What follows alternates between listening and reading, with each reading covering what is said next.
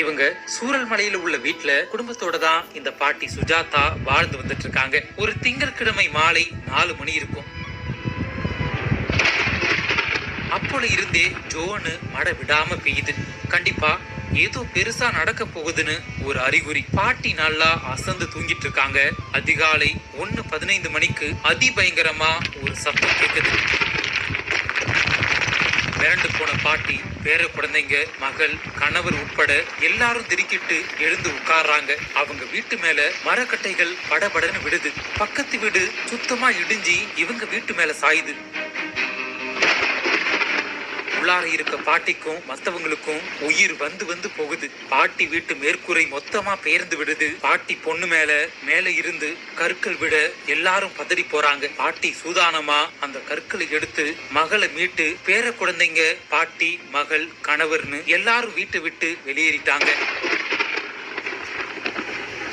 பேத்திய அடைச்சுக்கிட்டு பாட்டி பக்கத்துல உள்ள தேயிலை தோட்டத்துல தங்கிடுறாங்க. காட்டுக்குள்ள போன பேத்தியும் பாட்டியும் அங்க உள்ள ஒரு பாக்கு மரத்தை கெட்டியா பிடிச்சுக்கிட்டாங்க.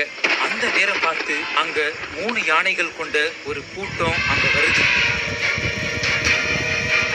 பாட்டியும் பேத்தியும் ஒரு நிமிஷம் பதறிட்டாங்க. கண்டிப்பா இது நம்மளை கொல்ல போகுது அப்படின்னு அவங்க மனசுக்குள்ள மரண பயத்தோட இருக்காங்க. யானைக்கும் அந்த பாட்டிக்கும் வெறும் 1 மீட்டர் தான் தூரம். பாட்டிக்கு என்ன பண்றதுன்னே தெரியல. ஒரே வழிதான், தயவு செஞ்சு என்னையையும் என் பேத்தியையும் ஒண்ணுமே பண்ணிடாத, உன்னை கெஞ்சி கேக்குறேன்னு பாட்டி கதறி அழுறாங்க. அந்த அழுகைக்கு அப்புறம் யானைகளோட முகம் மாறுது. அந்த யானைகள் இவங்க ஆபத்தான நிலையில இருக்காங்கன்னு புரிஞ்சுக்கிட்டு, கவலைப்படாதீங்க, நாங்க இருக்கோம்னு கண் அசைவுல சொல்ற மாதிரி பாட்டிக்கு தோணுது. அந்த நள்ளிரவு முதல் காலை வரை யானைகள் இடத்தை விட்டு நகரவே இல்லை. எதுவுமே சாப்பிடாம அங்க நின்னு பாட்டியவும் பேத்தியவும் பாதுகாத்திருக்கு. விடிய விடிய பாதுகாத்த யானை காலை விடிஞ்சதும் பாட்டிய பார்த்து கண்ணீர் விட்டுருக்குங்க. உங்க நிலைமைய நினைச்சா எங்களுக்கு ரொம்ப கஷ்டமா இருக்கு, பத்திரமா போங்கன்னு பாட்டிய அந்த யானைகள் வழி அனுப்பி வச்சிருக்குங்க. பாட்டிக்கு அந்த ஒரு நிமிஷம் நாம நினைச்சது தப்பு இல்ல, யானைகள் எவ்வளவு அன்பானது அப்படின்னு அவங்களும் ஆனந்த கண்ணீர் விட்டுருக்காங்க. கண்டிப்பா இந்த ஒரு கதை எத்தனை வருஷம் ஆனாலும், எத்தனை நூற்றாண்டு கடந்தாலும் நம்ம மனசுல ஆழமா நிற்கும். இனிமே வரப்போறவங்களும் இந்த கதையை பார்த்து ஆனந்த கண்ணீர் விடுவாங்க.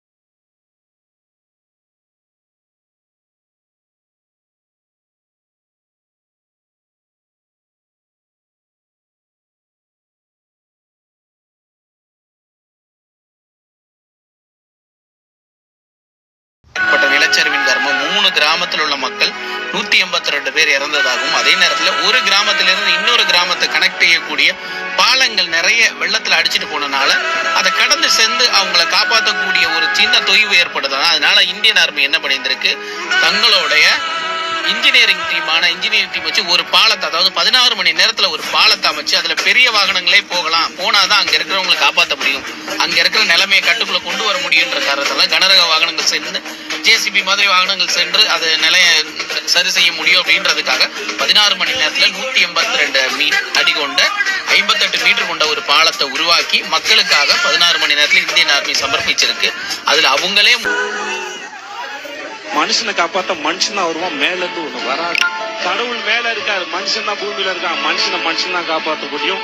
இது மனுஷன் வாழ்றதுக்கான இடம். மனுஷன் சகோதரத்தோட சந்தோஷமா அன்பை பரிமாறிக்கிட்டு வாழணும். மதத்தை சொல்லி கடவுளே பிரிக்கிறாங்க. கடவுளுக்கு மனுஷனோட மதம் அவசியம் இல்லாது. தயவுசெய்து நம்புங்க, ப்ளீஸ் நம்புங்க. Thank you so much.